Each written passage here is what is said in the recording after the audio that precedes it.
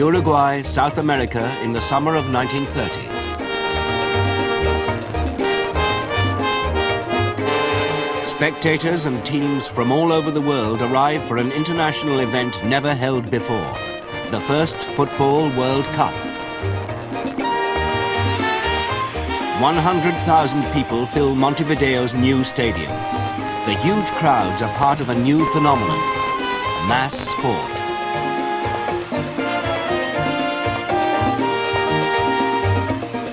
In the 20th century, sport becomes more than just a game. It becomes a business and a focus for national prestige as the excitement and passion it brings to people's lives is increasingly exploited.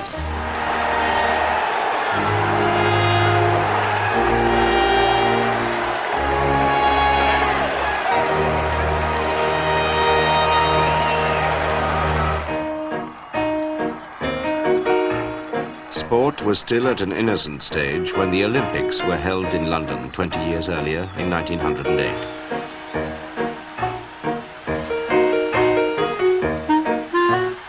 The leader in the marathon staggered in and collapsed just before the finish.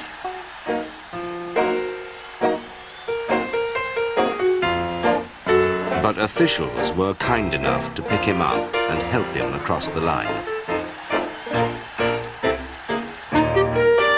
Archery was one of the few events for women. There was no danger of body contact. Olympic sport was still a pastime for the gifted amateur. It didn't matter how many spectators were in the stands. But behind the amateur gentility, there were already signs of rougher times to come. In the tug of war, the Americans accused the English of cheating because their team wore spikes on their boots. 1908 was the first Olympics in which competitors entered as members of national teams rather than as individuals. Soon national rivalry, the urge to win, and the professionalism that followed would transform sport.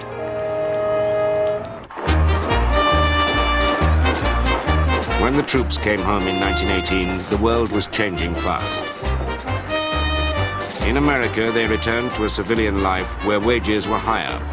And with working hours reduced, people had more leisure.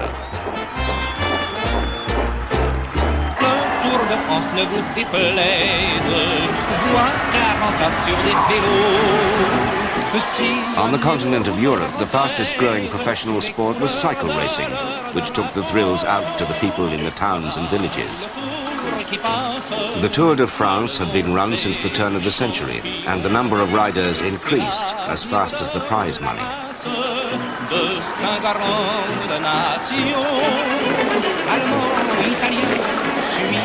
In France, le vélo was king, but people were watching more sport of all kinds.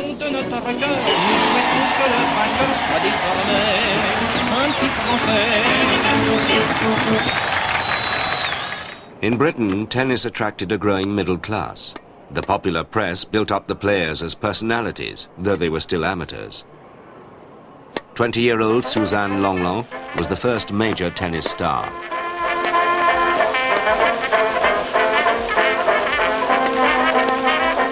So many wanted to see her that all her games had to be played on the centre court.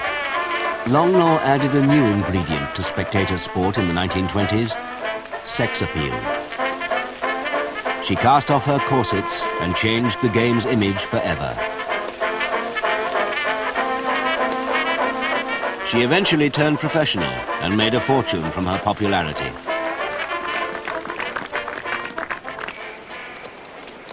Full commercialism came most rapidly in boxing. In 1921, a fight in America showed just how much money could be made from the public's growing appetite.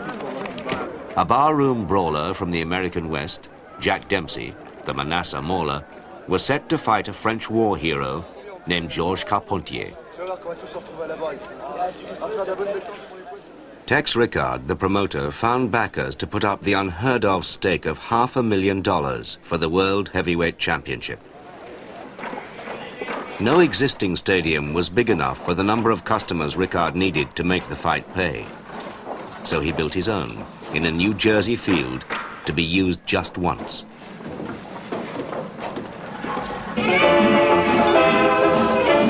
The promoter used the press as no one had before.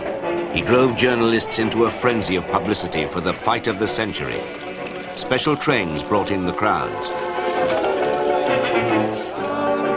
Among them was a local butcher and his 12-year-old shop assistant, Joe Liguori.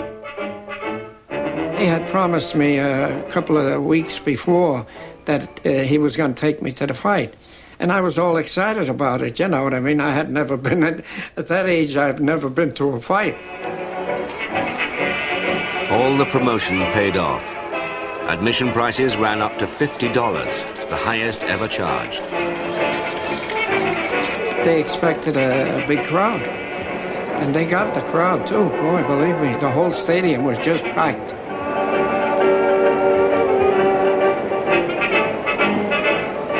People were saying, my God, if this thing ever collapses, you know, there'll be a catastrophe here. 90,000 people in a wooden stadium. You know, every time they got up to cheer, everything sort of shook a little bit, you know.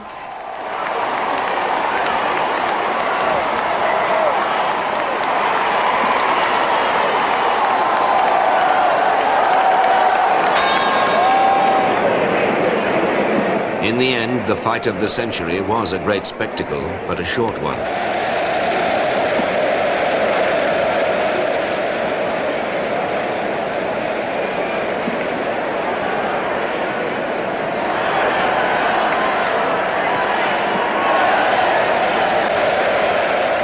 The fight only lasted as far as the 4th round, when Carpentier was counted out.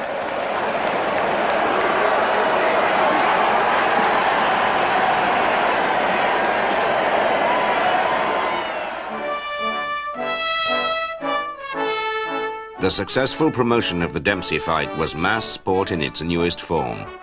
It made hundreds of thousands of dollars and provided irresistible theater for the public. At the center of the stage was Dempsey, the hero who'd been seen to rise from nothing to fame and fortune. It was an American dream.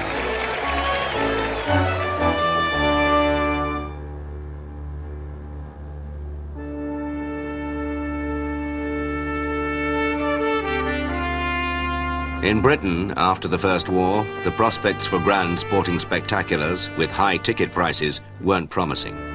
People had less to spend on sport or anything else. Billy O'Donnell worked in Liverpool.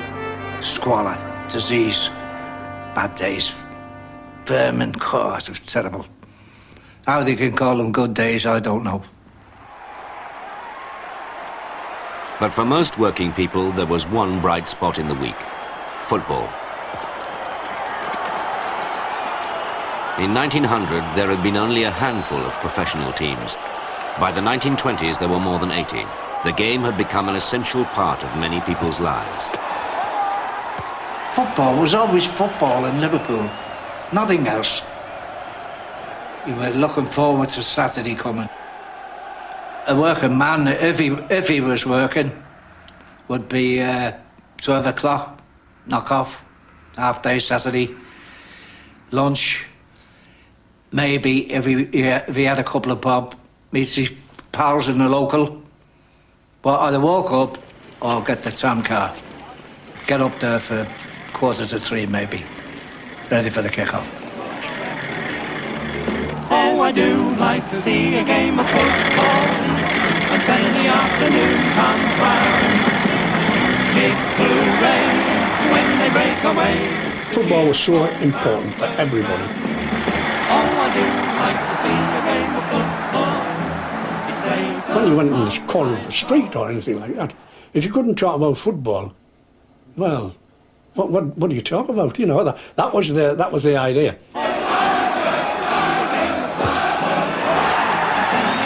And we'd meet there every Saturday, and if anyone was missing, they'd say, yeah, where's so-and-so? You know, we didn't live near you. Just knew him as Jack or George. Where's George? He must be sick or something. You were missed, you know. Well, that went on all over the cop.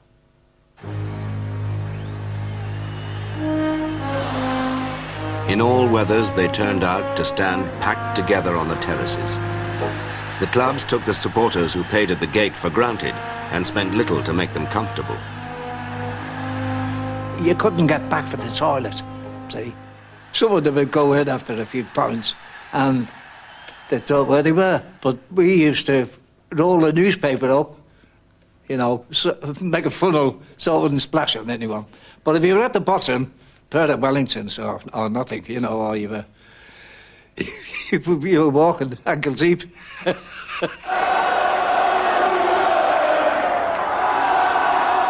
The sense of community which bound the supporters together was almost tribal.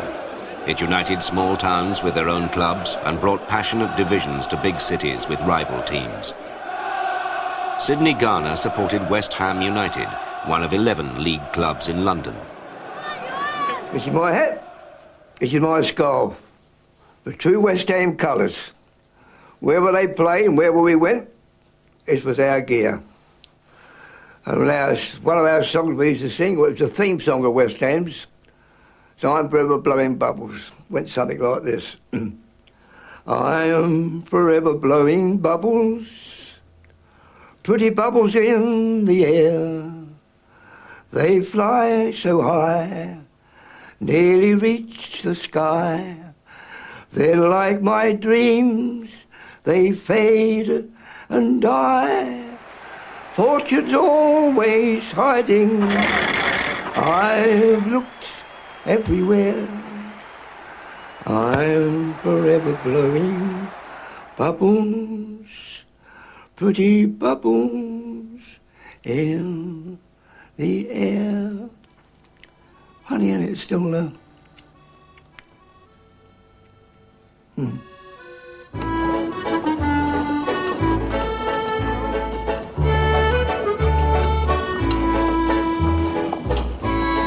1923, Sidney Garner's team got through to the Cup final to meet Bolton Wanderers in the new stadium being built at Wembley in northwest London.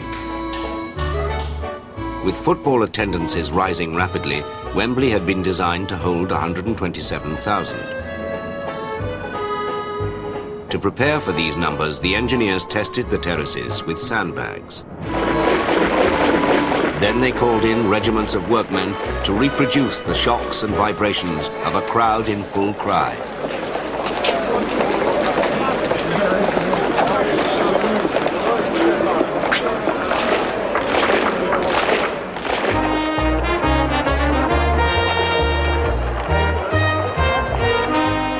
But the stadium still wasn't big enough.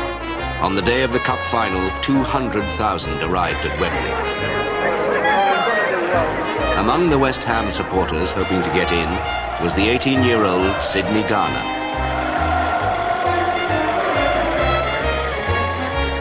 When we was approaching Wembley, we made our way towards the main gates. And there was literally thousands and thousands of people. And then we heard them say they've closed the gates. And all of a sudden there was a surge at the back, fences went down, we were literally jumping over obstacles, and a lot of people fell, got trampled on. A pal of mine nearly got choked. He had a tie on, and his tie got caught. So he was one of the turnstiles or somewhere, and as the crowd was pushing, he was choking, but his tie split, luckily. You know what I thought, isn't it?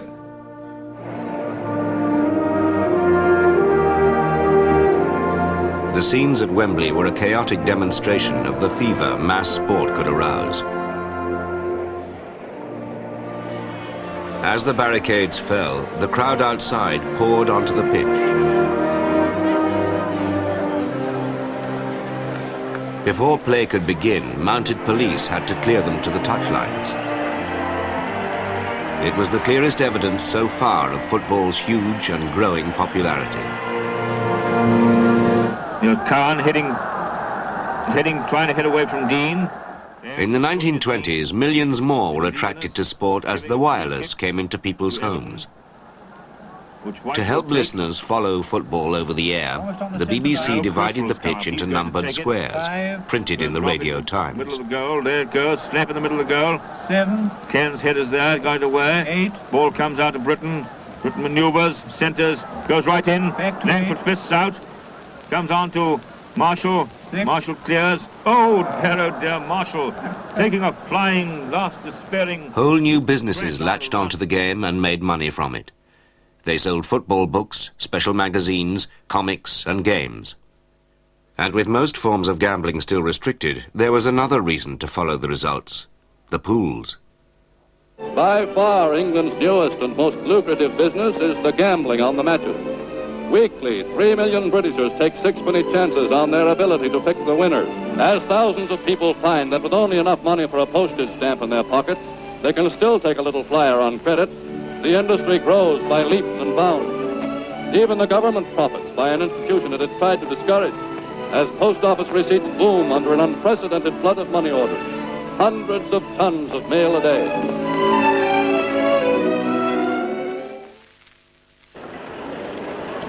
In the United States, the game of baseball was promoted with growing efficiency. Special indicator boards relayed the excitement of the World Series, annual high point of the national game across the country. Put it over! Put it over the fence! Put another picture in! He's no good! Come on! Americans learned baseball from childhood. Bill Werber grew up with the game. Sandlot baseball. And that's where we played all summer long. It was not organized ball. It was not sponsored by anybody. We earned the money, bought our balls, bought our bats. Our parents bought our gloves.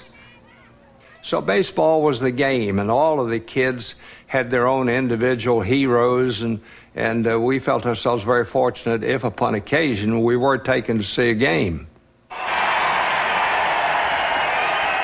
I loved the way these people walked. I loved the way they swung the bat. I was thoroughly enamored of the grace in their movements and fielding and throwing the baseball. It was altogether a pretty good experience. Baseball had grown since the 1870s, when the first professional teams had been formed. In the 1920s, the owners began adjusting the game to bring in still more spectators, including women. They were trying to get women interested in baseball, which they did. And I think the atmosphere at the ball game was very, very exciting. You had great times rooting. You could say almost anything you wanted. You never heard anything said that was very vulgar. You might call an umpire a bum. Anna Freund and her sister grew up near Yankee Stadium in New York. We would go to ball games rather than the movies. And the way we were punished, my worst punishment was to say, you cannot go to the ball game. One skill more than any other drew thousands of new spectators. Players who could make one great hit into the stands and then get round all three bases and back to the plate with a home run.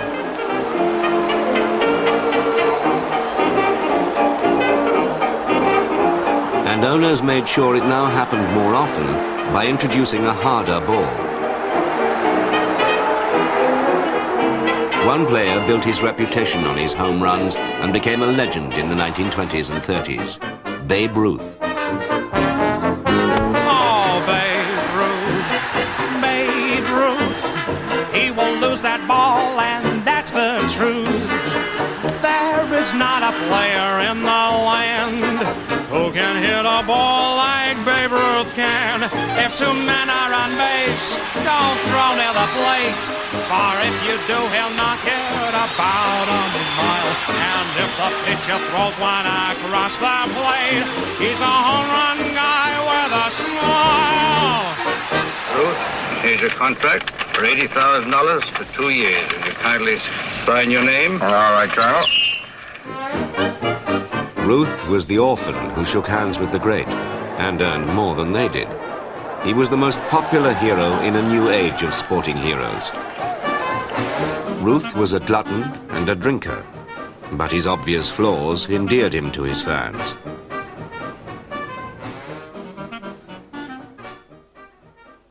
When the Yankees signed Bill Werber as a young professional, he soon gained direct experience of the myth. I was in the shower one time, and the warm water was coming down on my face, and I was lathering my shoulders and arms and stomach and one thing with the warm water and the soap, and I felt a hot stream in the middle of my back, and I wondered how the water in my back could be hotter than the water in my eye. And I turned around, and there was Ruth using the middle of my back as a urinal. And I turned around, and he was enjoying himself, so there wasn't anything for me to do but to enjoy myself too. And I felt, well, I said, looks like I'm being accepted.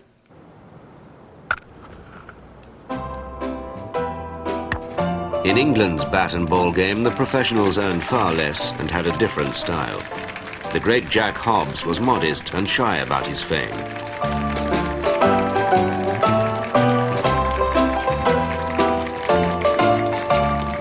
Playing for Surrey and England, Hobbs broke all cricket's records and was idolised. Directly you knew Hobbs was batting. Off we all went. We might be playing cricket in the streets as we were in those days, with a wicket against the wall, but our game of cricket would go and we would all run up the over to watch Jack Hobbs bat. He must have put 1,000 people on the gate if he was batting. It used to be sixpence to go in after the tea interval at the Oval and sit on the grass. We were really squashed.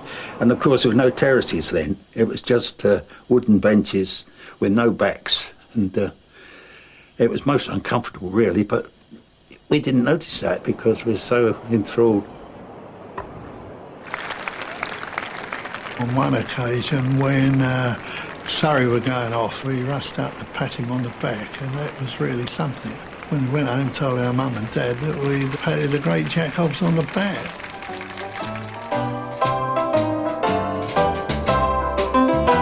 The nearest most got to their gods was through collecting the cards given away with every packet of cigarettes, as the tobacco companies used the interest in sport to promote their own sales.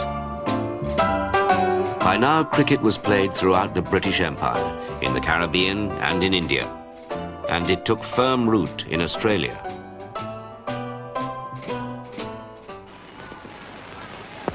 I tell you, I wasn't ready, and I ain't there. Go on, Ginger, if you don't get out, I'll come and check you out. In the regular series played against England for the Ashes, the Australians produced a succession of their own heroes.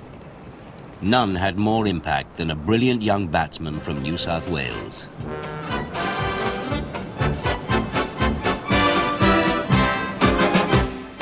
Who is it that all Australia raves about? Who has won our very highest praise? Now is it Amy Johnson or little Mickey Mouse? No, it's just a country lad who's bringing down the house, and he's our Don Bradman. Now I ask you, is he any good? Our Don Bradman, every Aussie dipped his lid to you. The Ashes assumed a new significance in 1932 when the English team introduced controversial tactics to try and deal with Bradman. They left for Australia with a plan.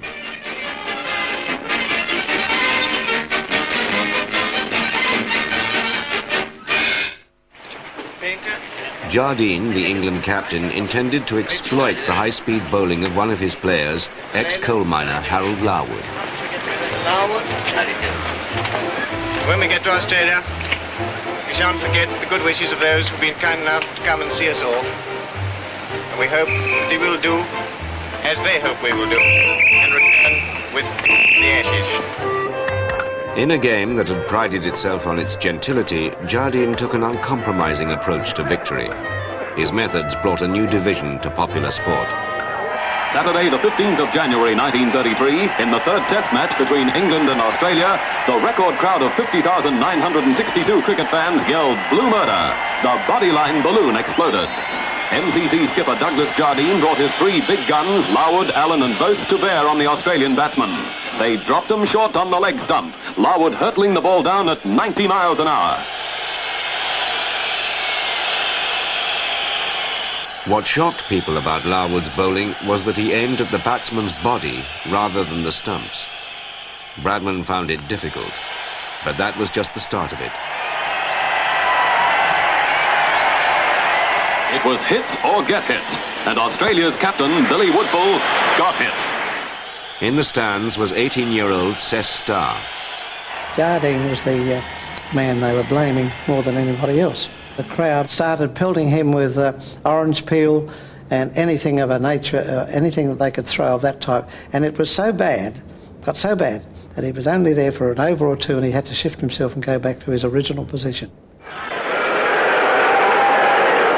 Another bumper from Larwood, and the ball crashed into Oldfield's temple.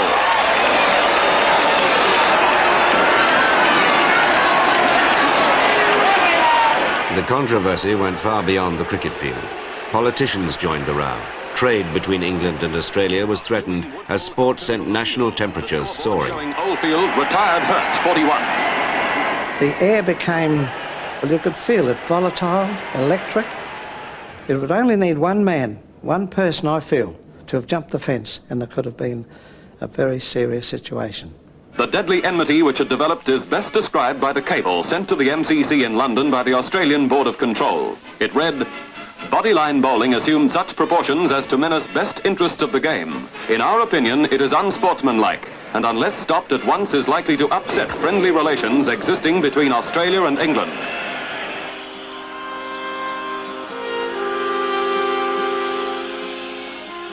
It could have been the end of Test cricket, really. I mean, they still think it was cheating. Well, it may have been cheating in a way, but then there's always some ploy that is used, I suppose, to win.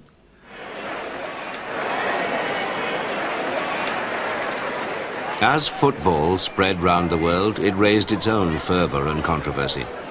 It was now played and watched in more countries than any other game. Around Europe, sports papers built huge circulations covering the game. In Italy's Gazzetta dello Sport, readers followed teams, many of which were owned by big companies. In France, they read about the 2 Paris teams, Racing and Stade Francais, Bordeaux and Marseille, and many more. Germany's sports weekly was called Der Kicker. The people's game had crossed national barriers.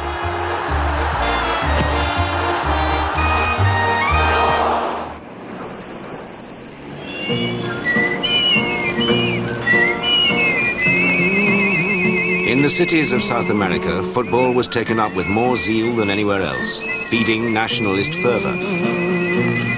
Uruguay had grown wealthy selling beef. When the British came to build the railways, they brought football too.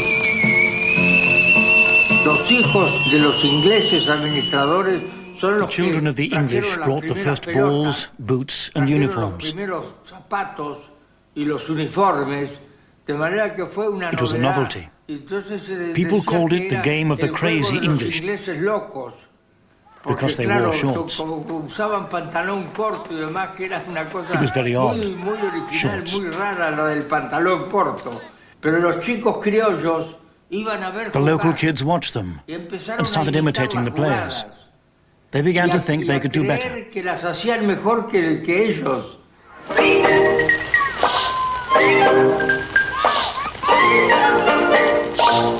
Diego Lucero played as a boy and went on to become a professional. In his lifetime, football was taken up all over South America. Great rivalries built up, especially between Uruguay, a small country of only 2 million people, and its bigger neighbor across the River Plate, Argentina.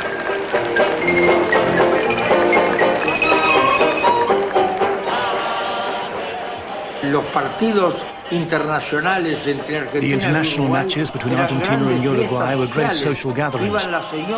The ladies came all dressed up.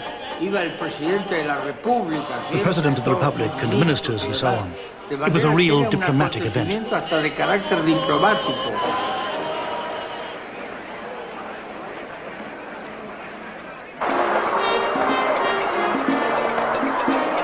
Europeans knew little of Uruguay's prize until they surprised everyone by winning the gold medal at the Olympics twice in the 1920s.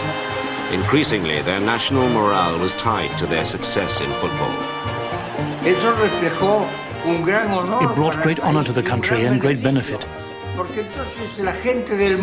People across the world began to look at their maps to see where Uruguay was. Without a doubt, what the footballers did was a great thing for the country.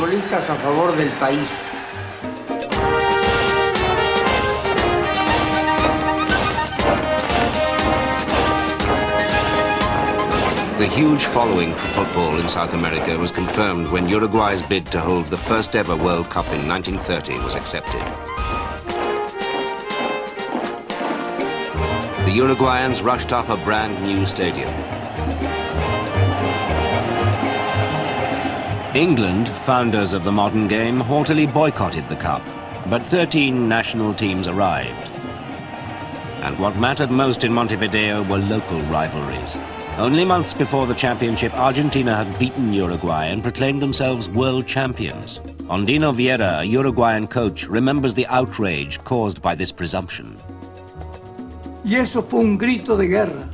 It was a declaration of war. The championship developed into a psychological war between Uruguay and Argentina. It led to the breakdown of diplomatic relations between the two countries.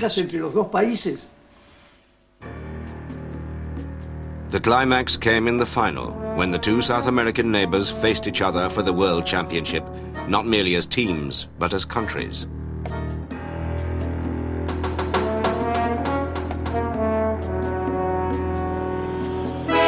All around the stadium was a multitude of people who couldn't get in. There were lots of police. It was a climate of virtual war, a football war.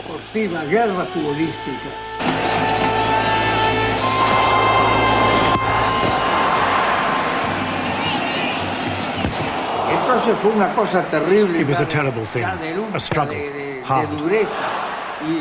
The match was a battle. At half-time, we were losing 2-1. The Argentinians thought they'd won the World Cup.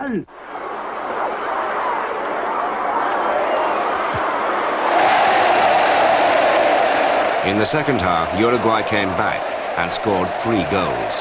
The first World Cup was theirs.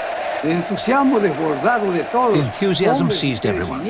Men, women and children poured out of the stadium onto the streets. The whole night long they celebrated the championship.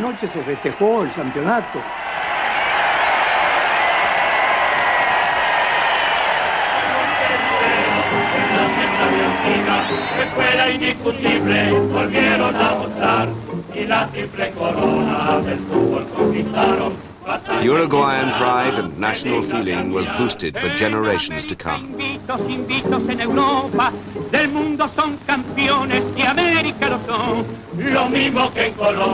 It was therefore no wonder that other governments began systematic attempts to work the same sporting magic for themselves.